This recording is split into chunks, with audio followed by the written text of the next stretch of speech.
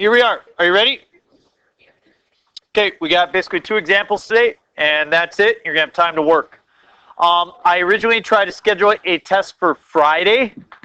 My good friend Carter is not going to be here next week. So I do want to make sure we cover enough material such that he can test on Friday. However, right now I'd anticipate that we would be testing next week, probably Tuesday. We might have something on Thursday. Oh, for finals? Yeah, I mean, we'll do stuff.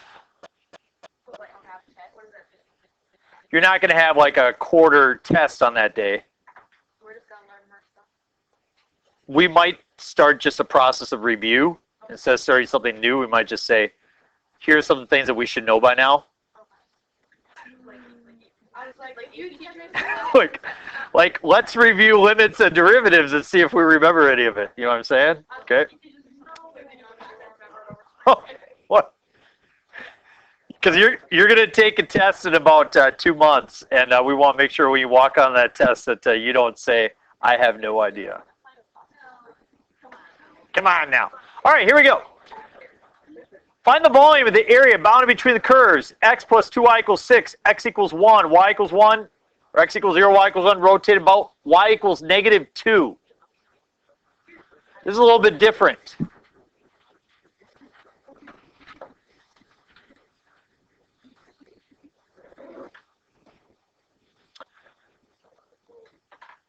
I'm going to look at this curve, x plus 2y equals 6. Somebody describe it for me.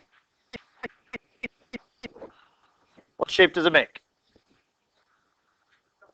Starts with an L, rhymes with ein. Line. Has an x-intercept of 6 and a y-intercept of 3. Yes, no?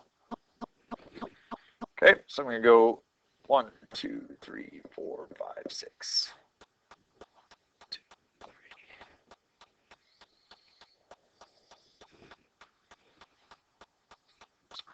We're going to bound it by x equals 0. What is x equals 0? The y-axis, thank you. It's already drawn. The line y equals 1. What does that look like? Good.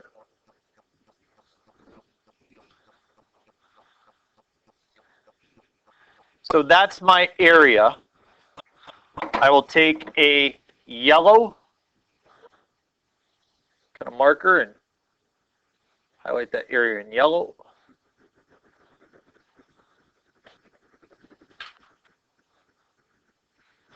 Very good. And I'm going to rotate it around what? Y equals negative 2. So what's different here today is that we're doing washers, but it's not being rotated around the x or y axis. It's being rotated around something else. Get my point? So let's look at the y equals negative 2.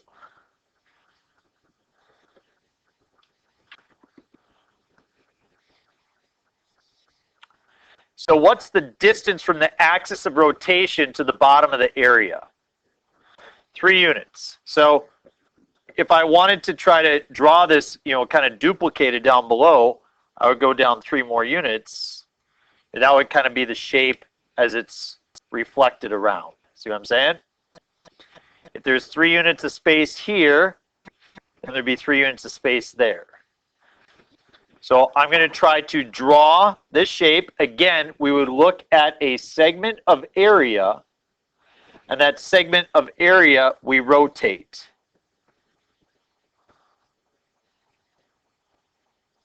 Notice how that's all open space, isn't it? And then this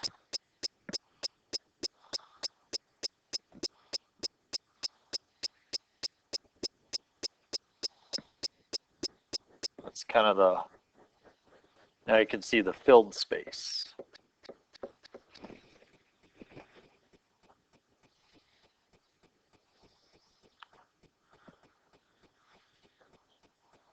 Thank you. I'm going to pause to just see if there's any questions or misunderstandings.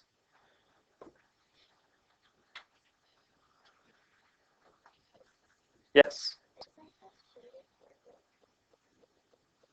Yeah. Any other questions? Once, twice, thrice.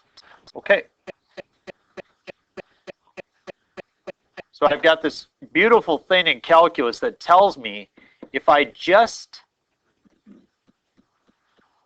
can find the volume of one small thing, or the area of one small thing of a slice, then I can find an infinite number by just slapping on the integral. So we've talked about this approach, and this is how I like to organize my work. And I start by always identifying, is the thickness dx or dy? Dx, that is most important. What makes the axis of rotation? Y equals -2, which is different than what we had, correct? What makes the inside of the rotation? Y equals 1. And then what makes the top of the rotation? X plus 2y is 6. Agreed?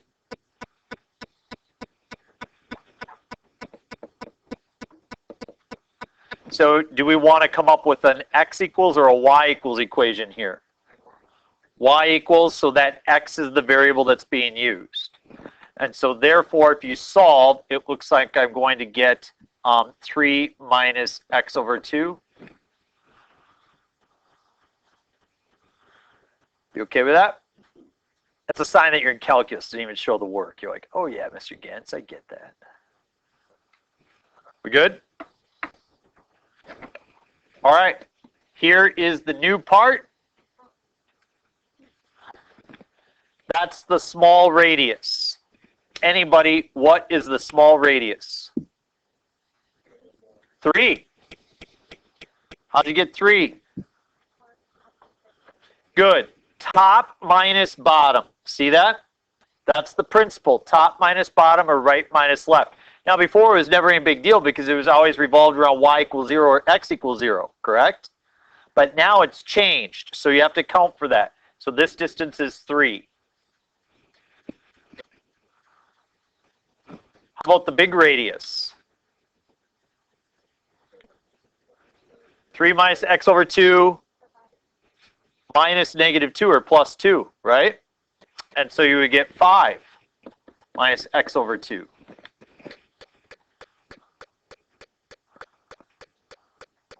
We okay with that?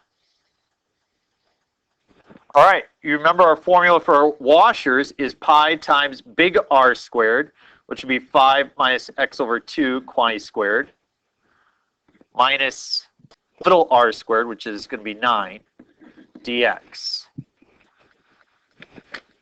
And there's no way to verify that that's set up correctly. That's something that you just have to get good at, and hopefully it's set up correctly. All right? We want to do an infinite number. I integrate from what to what?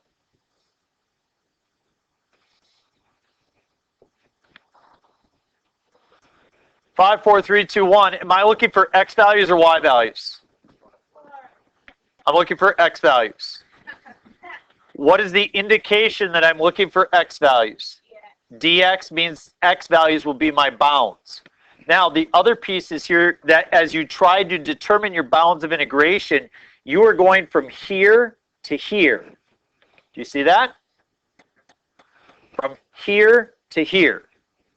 So we're starting at 0, and then this coordinate is going to be the intersection of y equals 1 and x plus 2y equals 6. Agreed? So if you were to put in 1 for y, what would x be? 4.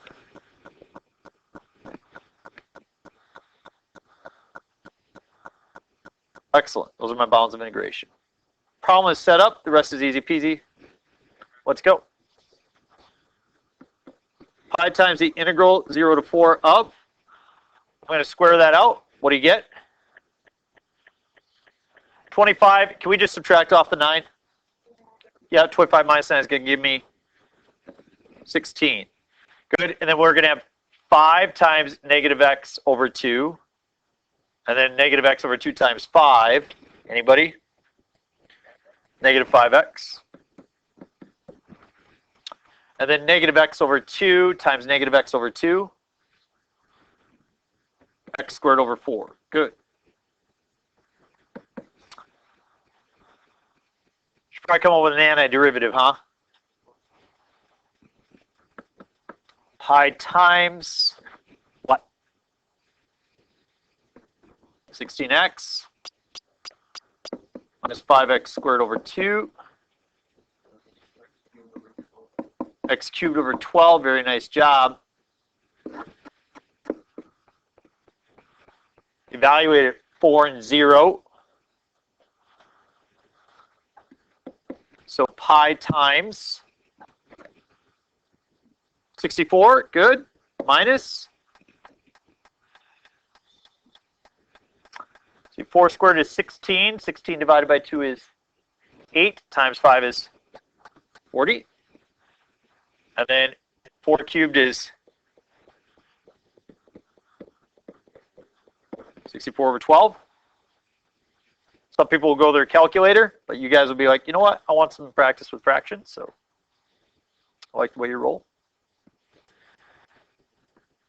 And so you have pi times 24 plus 64 over 12. Both are divisible by 4, so 16 thirds. Anybody know what 24 is in terms of thirds? 72. And 72 plus 16 is 88.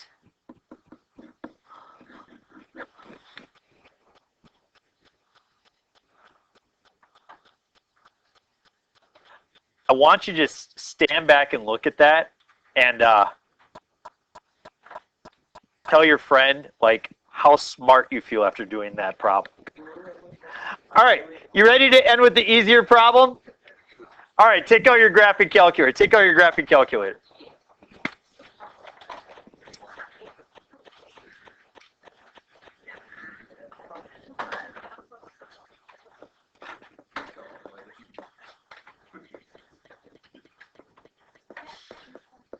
All right, this is the general structure of the AP Calculus exam.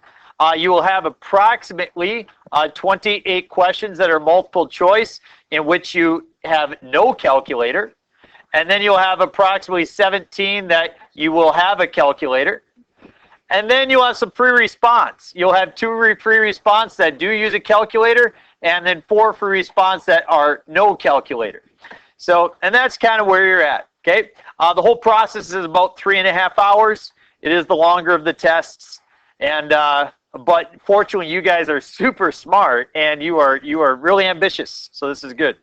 This is very good. So this is a problem if you got this on the exam. All the free response questions are 9 points. They're all 9 points, and so this one would be divided up really 3, 3, and 3. And just to let you know, our average as a school over the past number of years on the free response questions is generally 2 to 3 out of 9, okay? Now, I'm going to show you how we can all get, for sure, 6 points on this one right now. I mean, you guys are fully ready. There's no questions asked. So this is a nice problem. Part C is rather difficult, but trust me, you don't walk onto the exam and expect to get 100%. Nobody does, okay? If you get 65%, you're getting a 5. If you score 50% on the AP exam, you're getting a 3 or a 4. Just half the problem's right. You're going to get a 2. All right, here we go.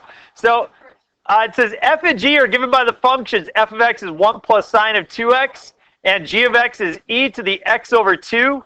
Let R be the shaded region in the first quadrant for the graphs. You see f and you see g, right? So here's what I need. Question A says, find the area. We're only going to do A and B together.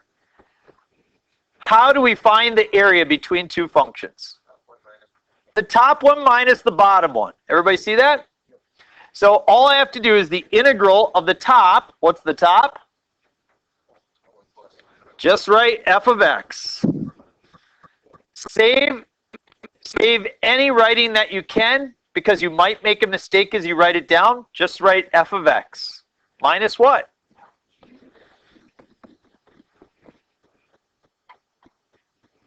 Dx. If you don't write that, it'll be wrong. Now, what am I missing in this problem? Bounds. So let's consider that you chose dx, so that means that you're doing the area like that. Agreed? So we're looking at x values. Where do you think our area of integration starts? Starts at 0.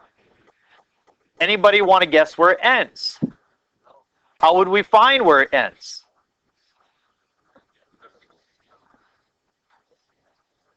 This is a calculator problem, folks. Trust me, I don't know the point of intersection. Use your calculator. See if you can find out that point of intersection. Go. Try with somebody. Go. Everything's entered correctly, folks. Why do I have a different graph? What? Yep, exactly. Mode. Make sure you're in radians. You should always be in radians in this class. Now you see the graph. You can see that this is the sine graph that we have there. And you can see the e to the x graph pop up. If you don't like the view of your graph, then go ahead and zoom as a box so you can get a better view. So these, again, are options that you want to be used to using so you can see the region that you're working with. So without a doubt, you have to be able to use your calculator in order to do this problem. Notice it doesn't come up exactly like that, but I get a fair representation. We would say that that's pretty similar. So how do I find that spot again? So I can calculate. Number 5, and I press enter, enter, and enter, and it's going to find that spot, hopefully. I didn't move very close, but I should have. And we just need the x value, don't we? So I'm going to call this value right here. I'm going to say A is equal to 1.1356925. Okay? And so in my work on this problem, instead of rewriting 1.1356295, I'm just going to write from 0 to A.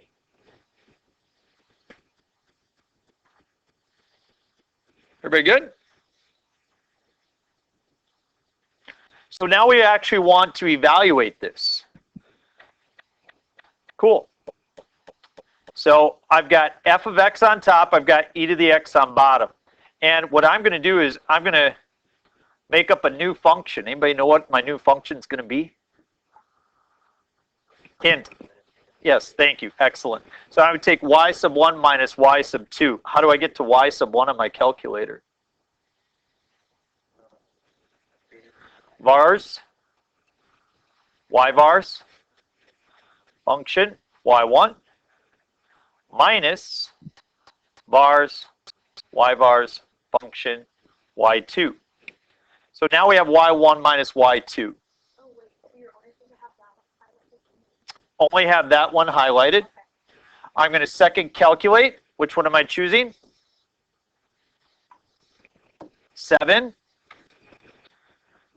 Again, this should not look like either of the functions. It's one minus the other. So this is an entirely new function. And the lower limit is 0. What is the upper limit? That thing, right? So 1.1356925.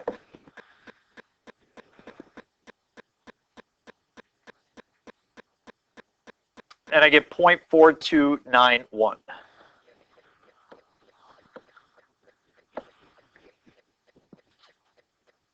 Yes.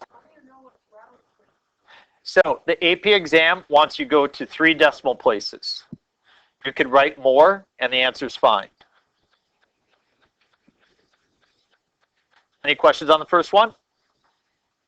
Okay, then we're going to do letter B, and we'll be done for the day. It says, find the volume of the solid generated when R is revolved around the x-axis. So I'm going to take this thing, and I'm going to revolve it around the x-axis. What shape will you get? A disc or a washer? You will.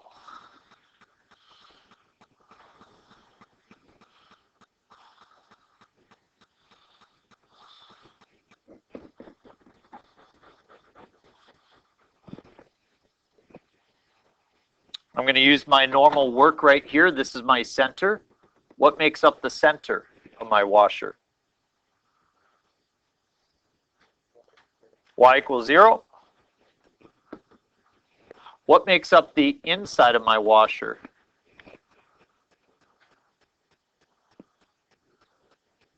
G of x. What makes up the top of the washer?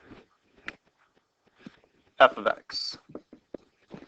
So this is a nice one, right? Because the distance from g of x to 0 is simply g of x. So as we write out, the integral here, we have big R squared, so f of x squared minus g of x squared dx times pi, that's something I forget sometimes, integral 0 to a. What will they award you points for? Number one, they will give you points for the f of x squared minus g of x squared, and most likely for having the pi as well. They'll also give you a point for having your bounds of integration correctly. And then the third point they'll give you is coming up with the right answer. So that's how you'll be awarded those 3 points. So I'm going to go to my calculator, and notice I already have the y1 minus y2 plugged in there. What do I just need to do? Square it.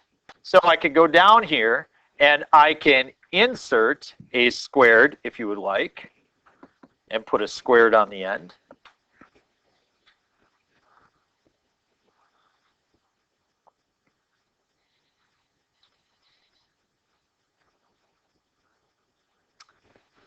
And now I will second calculate. I'll choose number 7. Again, it shouldn't look like my other graphs because this is a new shape that I'm getting. It's f of x squared minus g of x squared. Lower limit is 0. Upper limit is, I can't see it, so let me read it off. 1 point what? 1, 3, 5, 6, 25. Okay.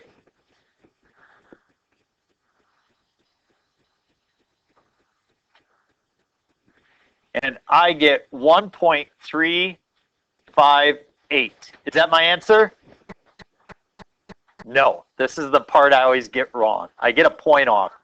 Pi, yeah, forgot about it, right?